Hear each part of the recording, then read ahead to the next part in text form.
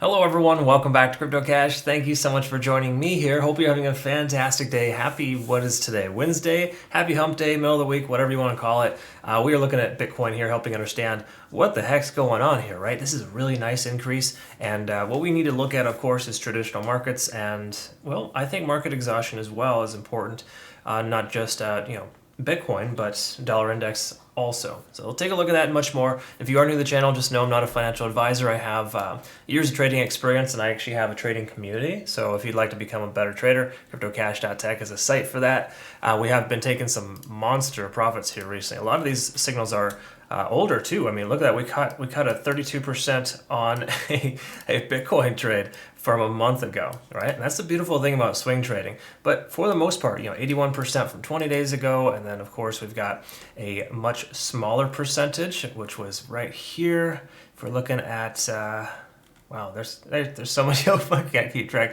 Either way, the bottom line is we're taking a lot of profits right now, and it's a fantastic experience. So congratulations to all my community members, and also good job on doing very well in the overall circumstances here with Bitget. And I know the last couple of weeks have been kind of abysmal for trading opportunities. The last 24 hours has been pretty nice, and I think it's likely to continue. Look at that and much more, but again, if you're not part of Bitget, be sure to register. Link in the description below. Phenomenal exchange, my favorite by far. Make sure when you register, if you are in the United States, you select other for the country, and then of course, you'd be eligible and registered for my $10,000 prize pool that we have monthly. So it's a really awesome opportunity. Crazy amazing thing there. So just definitely check that out in your own time. A lot of free money on the table. So here's the thing with Bitcoin. What we want to look at first, we'll start off with dollar index. Because the main reason why is due to the fact that it's decreasing in value, so the U.S. dollar is essentially becoming less valuable, for lack of better terms. And with that transition, that essentially allows for regular markets to do well and Bitcoin to do better.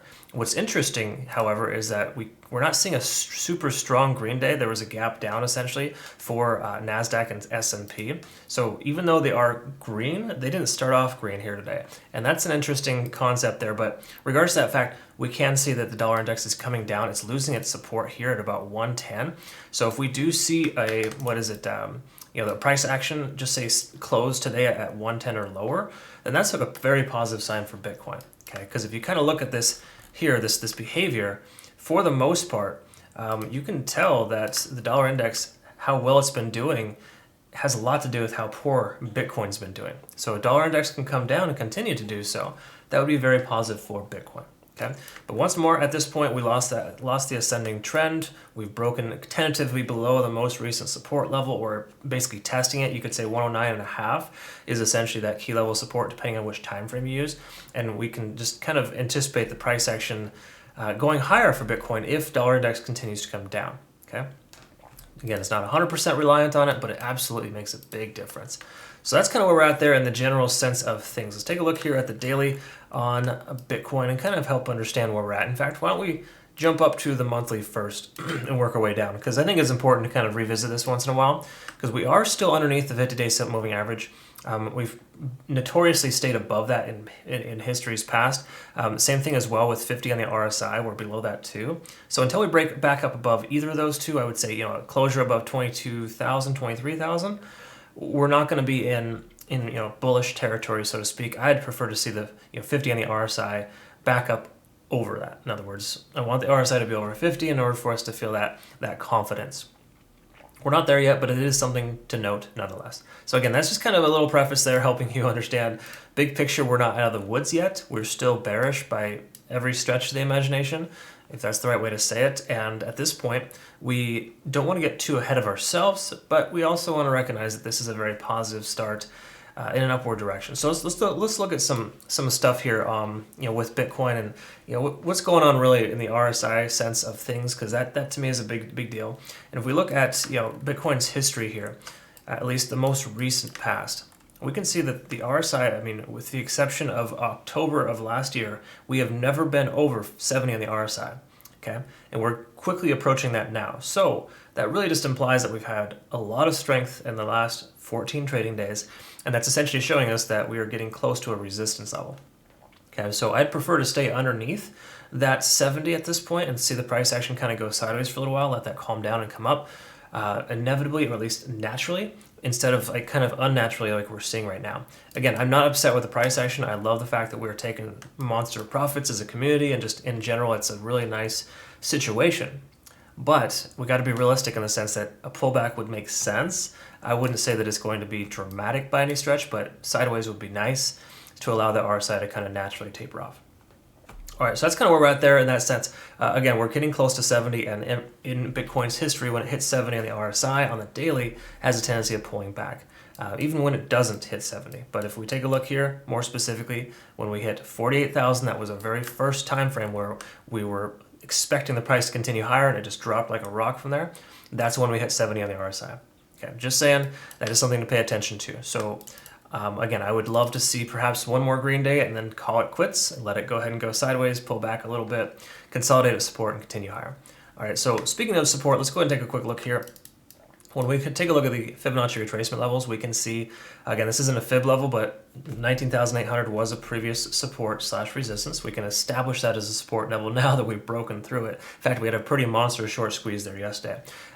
Today here, so far, we're up above 20,500 as a round number. Because if you take a look at 20,500, you can kind of see this line here where it essentially is a previous resistance, right? We saw that happen 1, 2, 3, 4 days, and just so far here today, we're above that. The candlestick hasn't closed yet. I just want to reiterate that to you, but on the same accord, it's looking fairly positive, okay?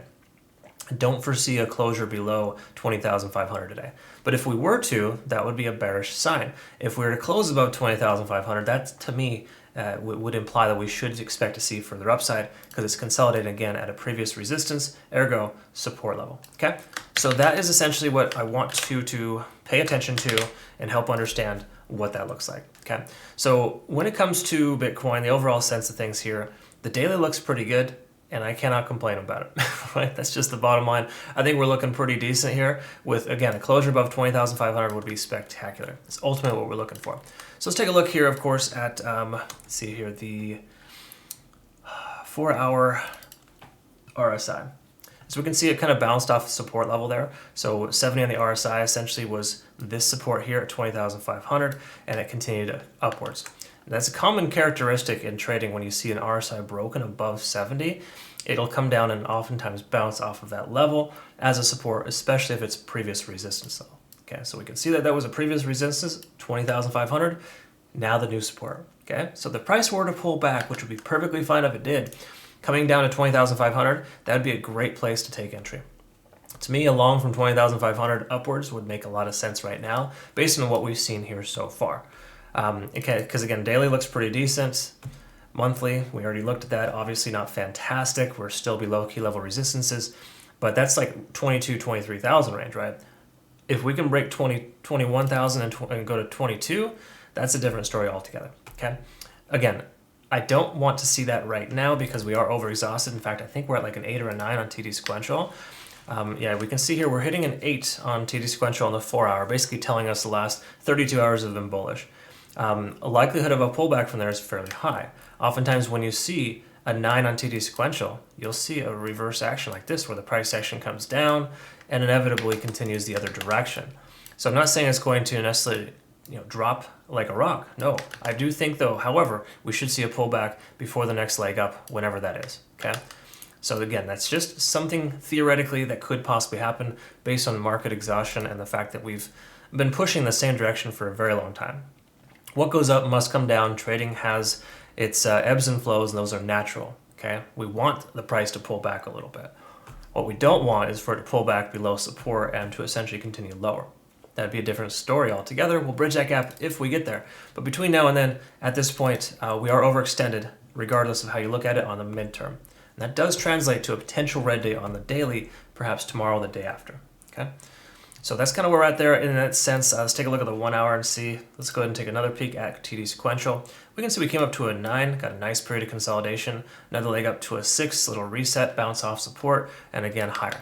So isn't it interesting how the price gets rejected here, comes up here, short squeeze is likely through that resistance level, comes down to bounce off that support, and now it continues higher. Okay, that's just a standard 101 trading technique, or it's not even a technique, it's just a standard thing that happens in trading, right? Because again, you gotta remember that the bears are having trouble selling at this point. They got squeezed out. A lot of their stops got hit.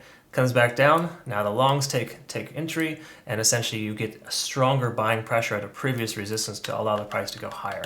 So again, this is very healthy in the general sense of things. We can also see somewhat of a bull pennant pattern there, and obviously a breakout to the upside. So again, Bitcoin's exuding a lot of positive signs here.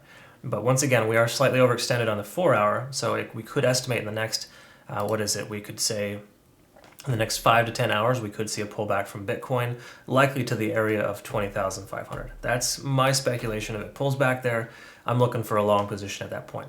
Let's see here. So TD sequential, we already looked at that. Let's quickly peek at the cloud.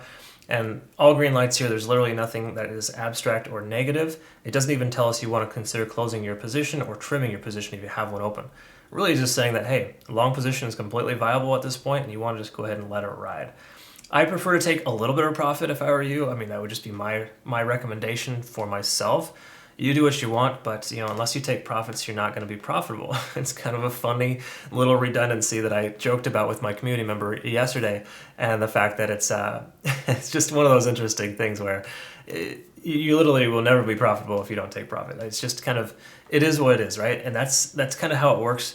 So try not to be a super greedy trader. Obviously, Bitcoin long term, this is your goal, to hold on to Bitcoin forever. Don't even bother with it. I don't even know why you're watching this. But generally speaking, if you are day trading or swing trading, you want to consider taking some profit.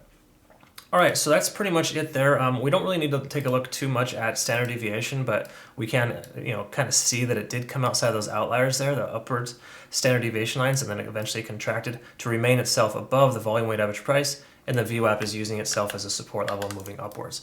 So to me, these are all positive signs. Again, if the price pulls back, 20,500, right there where the volume weighted average price is providing a support level, plus we got the previous resistance as a new support. So I can confidently say 20,500 is going to be one of our confirmations that we're looking for. A close above 20,500 a day would be solid. If it closes below that, we might have to have a different conversation. That would potentially be a something that invalidates that confirmation, right? But for now, we're looking for a closure above 20,500, preferably a pullback to that range so we can add to our position and take another long to the upside. That's essentially where we're at. Again, you got to keep in mind, generally speaking, we've broken the descending trends in both short-term and longer-term timeframes. So it doesn't necessarily mean we're going to break bullish. You don't just instantly become bullish because you are no longer bearish. There's this range-bound type of activity that typically happens, which we've seen. So yes, you could approximate that since we've broken above that range, we are bullish, but I don't want to get there yet because the monthly doesn't really tell us that we're even anywhere close yet. Until we're up over 50 on the RSI on the monthly, which would put us in the range of just say at least 22,000, upwards of maybe even 25,000, we're not going to be in a position to say that we're bullish yet, okay? Just keep in mind, October, November, and December are typically green months in most cases, so we should expect the price to likely continue if history has a tendency of repeating itself, which it oftentimes does. That's what trading is. All right, anyways, that's kind of where we're at here.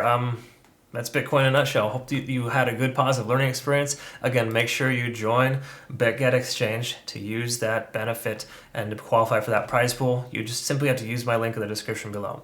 Easy as that. If you had registered for Bitget previously and want to be part of my community in regard to this prize pool and the opportunities that you can benefit from, simply direct message me your information, or I can tell you what I think there's a user ID that you want to go ahead and provide. I can add that and essentially get you qualified, so to speak, for that. But this one is coming to an end here soon. Another 1.5 trading days. We're going to see some nice profits for a decent amount of my members here, and they're all doing fantastic. I mean, look at this guy right here. 474% profit and loss ratio. That's pretty darn good. Well done. Keep up the good work. We got a tremendous amount of volume here as well. The top 4 in volume take 1,000, a nice easy 1,000 apiece. So awesome stuff there. All well and good. In that sense, that's all I got for you. I hope you learned something again. Thank you so much for joining me here. We'll see you in the next one. You take care.